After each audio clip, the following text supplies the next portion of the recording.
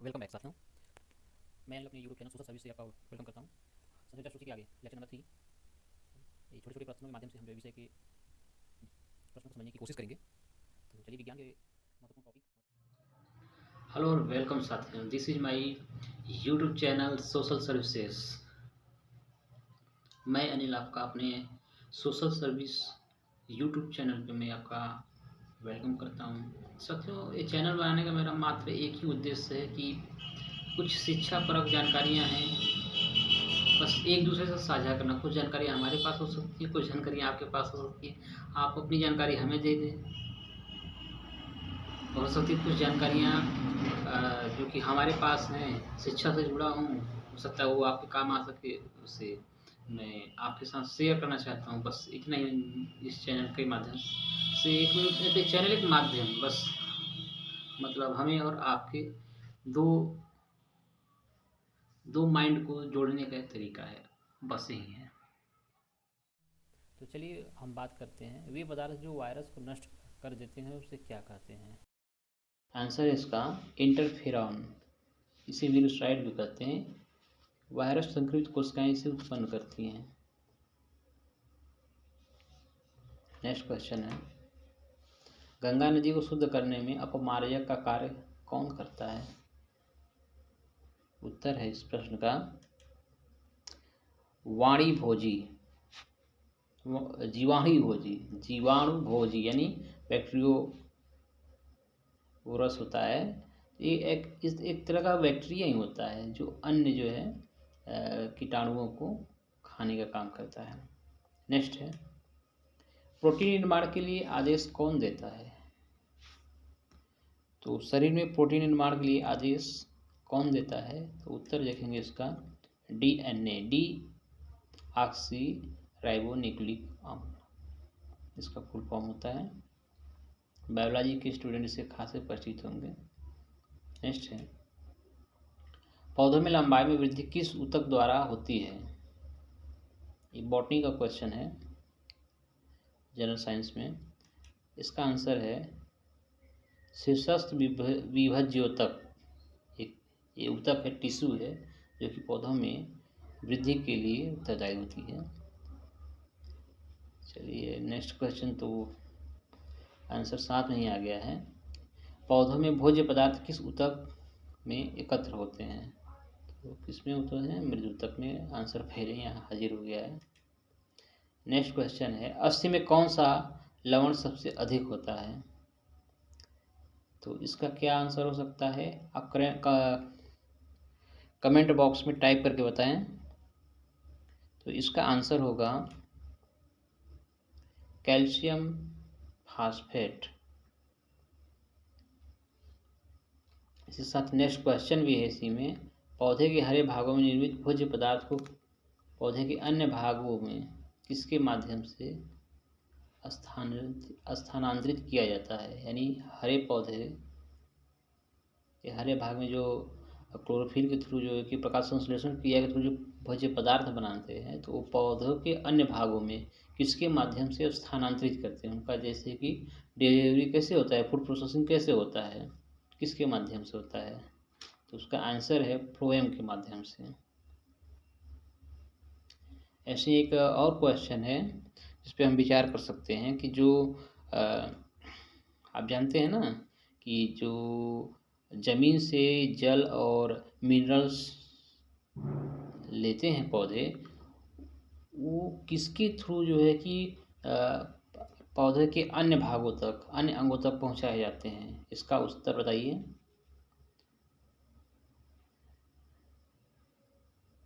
तो इसका उत्तर जानते हैं क्या होता है, ये उसको बोलते हैं, क्या बोलते हैं, उसको बोलते हैं उसको जाइलम बोलते हैं, जाइलम। चलिए अगला हम सेगमेंट देखते हैं, इतिहास के सम इम्पोर्टेंट फैक्ट हैं, उसको हम समझने का प्रयास करेंगे।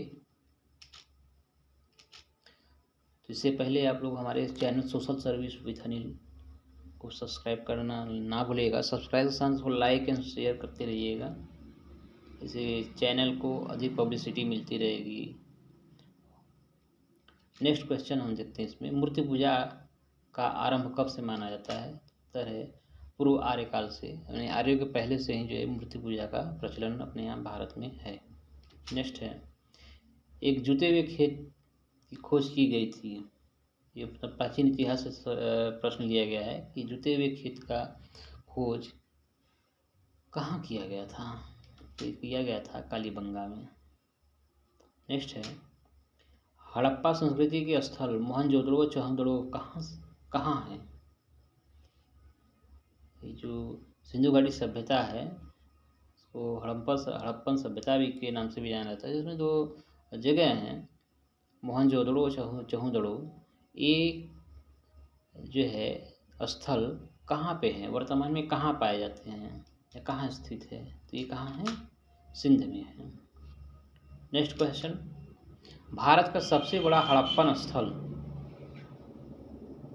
This is also would be a important question for point of view your examination. Sorry, तो answer of this question is Rakhigarhi. Bharat का सबसे बड़ा जो हड़प्पन स्थल जो है कहाँ है? राखीगढ़ी है। नेक्स्ट है, भारत के किस स्थल की खुदाई से लौह धातु के प्रचलन के प्राचीनतम प्रमाण मिले हैं?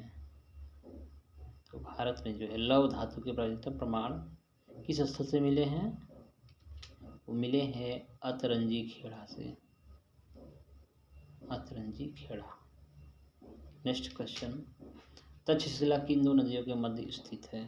तक्षशिला जो कि प्राचीन काल में जो है कह सकते हैं चाणक्य जैसे महा ऋषियों की ये जो अध्ययन किए हैं उसकी एक कह सकते हैं अध्ययन स्थली भी रही है।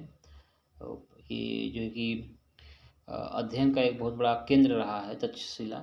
तो कहाँ स्थित है? वर्तमान में जो है सिंधु और झेलम नदियों के बीच में स्थित है। नेक्स्ट है, आरंभिक वैदिक साहित्य में सर्वाधिक वर्णित नदी कौन है?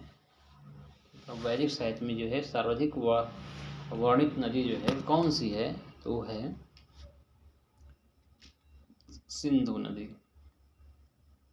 इसमें ऐसा दिया है कि सबसे जो है पवित्र नदी शायद उसमें सरस्वती को माना गया है, और गंगा को उसमें एक या दो बार या तीन बार से कुछ करके उल्लेख हुआ है। लेकिन वैदिक साहित्य में सर्वाधिक जो वर्णित नदी क्या है, जिस नदी का सर्वाधिक बार जो है कि वर्णन किया गया है वो नदी है सिंधु नदी। नेक्स्ट है, बोगज कोई जो कि एक अभिलेख है, एशिया माइनर 14वीं शताब्दी ईसा पूर्व एक अभिलेख है। ये क्यों फेमस है, क्यों इसको जो है कि महत्वपूर्ण माना गया है, क्या इंपॉर्टेंस है इसका? यहाँ पे देखिएगा बोगज कोई एशिया नहीं है, एशिया लिखा गया है, यह थोड़ा सा मिस्टेक है, इसके लिए आपसे मैं माफ़ी चाहूँगा। तो उत्तर होगा इसका कि यहाँ से जो है अभिलेखों में वैदिक और देवी देवताओं का जो उल्लेख मिला है, और दूसरा इसमें क्या कहा गया कि जो आर्य है वो ईरान से भारत आए, इसकी सूचना हमें जो है बोगज कोई जो अभिलेख है उससे मिलता है। ये कहाँ है? एशिया के माइनर एक जगह है, वहाँ से स्थित है, इसलिए इतिहास में इसको जो है महत्वपूर्ण भी इम्पोर्टेंस भी दिया गया है। तो दो चीज़ों के लिए क्या है, पहला कि वैदिक देवी देवताओं का इसमें उल्लेख मिलता है, और दूसरा क्या है कि इससे पता चलता है कि ईरान से जो है भारत में आर्य आए, इसकी सूचना भी मिलती है। तो नेक्स्ट सेगमेंट देखते हैं अर्थशास्त्र, इकोनॉमिक्स के प्रश्नों को हम तथ्यों के माध्यम से समझने का प्रयास करेंगे। This is social service by Anil, please like and subscribe my channel. Question, NITI Aayog कैसी संस्था है? नीति आयोग कैसी संस्था है आप जानते ही हैं। 2015 1 जनवरी 2015 को जनवरी 2015 में प्रधानमंत्री जो है योजना आयोग के स्थान पर जो है एक नए गठन का संगठन का जो है कि गठन किया। इसको जो है कि बोलते हैं ट्रांसफॉर्मिंग इंस्टीट्यूशन ऑफ इंडिया। यह जो है कि योजना आयोग का स्थान लिया है। योजना आयोग का स्थापना 15 मार्च 1950 9 ऐसे कुछ 56 को उनकी 15 मार्च 1956 को उसकी स्थापना हुआ था। अगर मैं सही हूँ तो, अगर मैं गलत हूँ तो आप करेक्ट कीजिएगा उसको। तो नीति आयोग क्या है कि एक सलाहकारी संस्था है, ये संवैधानिक संस्था नहीं है। इसका हमें माइंड में रखना होगा इस बात को। नेक्स्ट है असमानता घटाने का उपाय नहीं है। आज जो देख रहे हैं कि भारत में जो भारत अपने बीच में हम देख रहे हैं गरीबी और अमीरी की जो खाई है वो बढ़ती जा रही है। तो उसके घटाने का उपाय क्या हो सकता है, या उपाय नहीं है? उपाय नहीं है क्या है भारत में? इसमें क्या है, अर्थव्यवस्था का उदारीकरण चल रहा है। मतलब उदारीकरण क्या है कि मतलब बाजार को जो है डिमांड एंड सप्लाई पे छोड़ दिया जाता है, फ्री छोड़ दिया जाता है। इसमें जो है आप जानते हैं प्रोफेसर जेबी सेन ने कहा है कि प्रत्येक व्यक्ति अपनी मांग स्वयं पैदा कर लेती है। तो जिसके पास ज़्यादा धन होगा वो ज़्यादा जो है कि वस्तुओं का संग्रहण कर लेगा, और बाजार में अर्थव्यवस्था में असमानता का दौर चल जाता है। तो इसमें अमीरी और गरीबी की जो खाई जो है बहुत लंबी हो जाती है। नेक्स्ट है जीवन की भौतिक गुणवत्ता का सर्वाधिक उपयुक्त युग में है। जीवन की भौतिक गुणवत्ता मतलब जो जीवन है उसके भौतिक जो स्टैंडर्ड है सबसे अधिक जो है कि जो कौन सा जोड़ा, दो फैक्ट हैं, दो पॉइंट हैं जो अधिक जो है कि उपयुक्त है। तो क्या है? शिशु मृत्यु दर और साक्षरता। शिशु मृत्यु दर यदि कम है तो यानी कि हमारा स्वास्थ्य सुविधाएं बेहतर हैं, आने वाली पीढ़ियाँ अच्छी होंगी। और साक्षरता अच्छी है तो हमारे आने वाला हमारा टैलेंट, हमारा जो बुद्धिमत्ता, हमारा जो है कि ह्यूमन वैल्यू, हमारा जो है कि एचआर डिपार्टमेंट मजबूत होगा, हमारा रोजगार मजबूत होगा। हम जो कि एक शिक्षा के नए केंद्र के रूप में विकसित होंगे। नेक्स्ट है अनवरत योजना के दौरान किस नीति का अनुसरण किया गया? अनवरत योजना क्या आती है कि सदा चलने वाली योजनाएं होती हैं, अनवरत चलती रहती हैं। ये जो है कि जनता पार्टी के द्वारा जो है लाया गया था 1974 से 83 के बीच में इसका कार्यकाल था। लेकिन जो है कि इंदिरा गांधी की जब गवर्नमेंट आया सेकेंड टर्म में, इक्यासी 80 की बात है, 80 की बात है, तो इसको 2 साल पहले ही ख़त्म कर दिया गया था। तो ये जो है गांधीवादी नीति का पालन करते हुए इसको जारी किया गया था जनता पार्टी सरकार के द्वारा। नेक्स्ट क्वेश्चन है राष्ट्रीय विकास परिषद का गठन कब किया गया?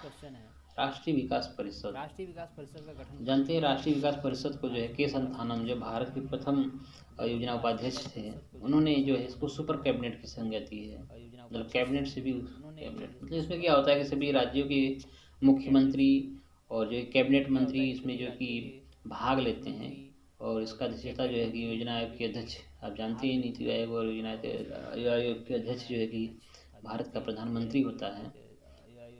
इसीलिए जो है के संथानम ने इसको जो है कि cabinet of the cabinet, super cabinet की वो जो कि वो स्टेटस दिया था। तो इसका गठन कब हुआ था? इसका गठन जो हुआ था 6 अगस्त 1952 में। नेक्स्ट है आर्थिक एवं सामाजिक नियोजन का उल्लेख संविधान की किस सूची में किया गया है? आर्थिक एवं सामाजिक नियोजन मतलब आर्थिक और सामाजिक की जो प्लानिंग है उसके बारे में कौन सोचेगा, किसका विषय है? तो समझ जानते हैं कि संविधान की 7वीं सूची में 3 सूचियां हैं, समवर्ती सूची, राज्य सूची और केंद्र सूची। तो इसमें सूचियों में वो संख्या दी गई किस किस विषय पे कौन से जो है कि स्टेट गवर्नमेंट कौन बनाएगा या फिर सेंट्रल गवर्नमेंट कौन बनाएगा या दोनों मिलकर बनाएंगे, या जो कि इन तीनों लिस्टों में जो शामिल नहीं होता है उसको रेसिडुअल बोलते हैं। और ये एक ऐसा मतलब सूची होता है जिसपे जो इन तीनों लिस्टों से में नहीं शामिल होता है तो उस पर जो है कि कानून बनाने का अधिकार जो है केंद्र सरकार के पास होता है, इसको रेसिडुअल बोलते हैं, मतलब अपशिष्ट सूची बोलते हैं। तो देखते हैं इसका आंसर क्या है। ये है 7वीं अनुसूची के सातवीं सूची के समवर्ती सूची में अनुसूची के सातवीं सूची के समवर्ती मतलब आता है ये विषय आर्थिक और सामाजिक नियोजन का, प्लानिंग कमीशन का आता है। नेक्स्ट है। अब नेक्स्ट सब्जेक्ट को देखेंगे हम। नेक्स्ट है पॉलिटी के बारे में बात करेंगे। पॉलिटी आप जान ही रहे हैं कि देश के 5 राज्यों में चुनाव हो रहा है। आप जान ही रहे हैं वो राज्य कौन कौन से हैं आप कमेंट बॉक्स में लिख के बता सकते हैं हमें। वो राज्य कौन कौन से हैं आप कमेंट हमें बताने का मतलब कि नो हम नहीं जाना चाहते हैं, मतलब आपका नॉलेज आप खुद चेक कर सकते हैं। अब जानते हैं कि ये जो वीडियो चल रहा है ये बस आपका रिवीजन, आपके रिवीजन के लिए है, न कि आपके नॉलेज चेक करने के लिए है। You are also well aware, well literate and well known person. I have no any authority to check your knowledge. बस आपके साथ ऐसे ही आपकी रिवीजन के लिए चल रहा है। तो चलिए पहला क्वेश्चन देखते हैं पॉलिटी का। तो उसके पहले चैनल को सब्सक्राइब करना एकदम भूलिएगा मत। चैनल सब्सक्राइब रहेगा, हम आपको अच्छे से अच्छे वीडियो देने की कोशिश करेंगे। हमारे पास एक अच्छी टीम है, हमारे पास एक किस वाद में जो है सर्वोच्च न्यायालय ने प्रस्तावना को संविधान का अभिन्न अंग माना है। ये बहुत ही ऐतिहासिक क्वेश्चन है। आप सभी लोग जानते होंगे केशवानंद भारती बनाम केरल राज्य का केस में जो है संविधान का जो है अंग जो है प्रस्तावना को मान लिया गया था। लेकिन इसके पहले एक वाद हुआ था, एक केस हुआ था इस केस के निर्णय में सुप्रीम कोर्ट ने प्रस्तावना को संविधान का अंग नहीं माना था। वो कौन सा केस था? इनरी बेरुवारी वाद में। बेरुवारी वाद आप जानती हैं, संविधान का जो है कि 9वां अमेंडमेंट 1960 में हुआ था, जिसके तहत जो है कि बेरुवारी राज्य क्षेत्र को जो है पाकिस्तान को सौंप दिया गया था। और यहाँ पे जो है कि टाइपिंग मिस्टेक है, यहाँ होना चाहिए नागरिकता का अधिकार संसद द्वारा निर्मित विधि के अधीन होगा। यह किस अनुच्छेद में उपबंधित है? मतलब नागरिकता का क्या अधिकार होंगे, क्या नियम होंगे, ये इसका पे निर्णय लेने का अधिकार किसके पास है? संसद के पास है। तो किस अनुच्छेद में है? ये अनुच्छेद 10 में लिखा गया है। नेक्स्ट, भारतीय संविधान किस प्रकार की नागरिकता प्रदान करता है? आप जानते हैं जैसे यूएस वगैरह देश होते हैं उसमें दोहरी नागरिकता है, लेकिन भारत में क्या है? एकल नागरिकता है। और ये कैसे हासिल किया जा सकता है? जन्म से, देशीकरण से, रजिस्ट्रीकरण से एंड भूभाग के सम्मिलित द्वारा। किसी भूभाग को भारत राज्य क्षेत्र में शामिल किया जाता है तो स्वतः ही उसके नागरिक जो है भारत के नागरिक माने जाएंगे। नेक्स्ट है, मूल अधिकार किन पर निर्बंधन स्वरूप है? मतलब मूल अधिकार को निर्बंधन मतलब कि लागू करने का, मतलब देने का, या इसको मतलब उनको जिम्मा दे दिया गया कि आपको जनता को ये चीज़ प्रोवाइड करना है, अपने देश के नागरिक को ये चीज़ प्रोवाइड करना है। तो प्रोवाइड करने का काम जो है राज्य की विधायी और कार्यपालिका शक्ति पर डिपेंडेंट है। विधायी और कार्यपालिका, यानी कार्यपालिका बोले तो नौकरशाही, विधायी बोले तो हमारा जो है कि संसद, राज्यसभा, विधानसभा और राज्यों में आपका विधान परिषद, या फिर जिसको बोलते हैं क्या बोलते हैं उसको, विधान सभा या विधान मंडल। लोकसभा और राज्यसभा आप जानते हैं कि सेंट्रल गवर्नमेंट के हाथ में होती है। तो नेक्स्ट क्वेश्चन देखते हैं, संविधान के किस भाग को भारत के नागरिकों का अधिकार पत्र या मैग्ना कार्टा कहा जाता है? मैग्ना कार्टा के इतिहास के बारे में आप जानते होंगे। ये मैग्ना कार्टा जो है शब्द तो निकला था फ्रांस से, लेकिन जो है कि ये सक्सेसफुल हुआ अमेरिका में। तो इसको अधिकार पत्र के नाम से जाना जाता है। तो क्या है वो? भाग 3 मौलिक अधिकार। नेक्स्ट क्वेश्चन, चलिए नेक्स्ट सेगमेंट आ गया। नेक्स्ट सेगमेंट चलिए बस यही। थैंक यू वेरी मच, आप अपना बहुमूल्य समय दिए और आपका हम समझते हैं कि रिवीजन भी अच्छा हो गया होगा। आप बार बार इस वीडियो को देखिए, एक बार, दो बार, तीन बार, चार बार देखिए। आपको कोई आप कोई करेक्शन सजेस्ट करना चाहते हैं तो हमें करेंट बॉक्स में लिख करके करेक्शन भी सजेस्ट कर सकते हैं। उस पर विशेष उसको दूर करने का प्रयास करेंगे। एक बार फिर social service with Anil, please like and subscribe my channel. Bye bye on YouTube channel. Bye bye on YouTube channel.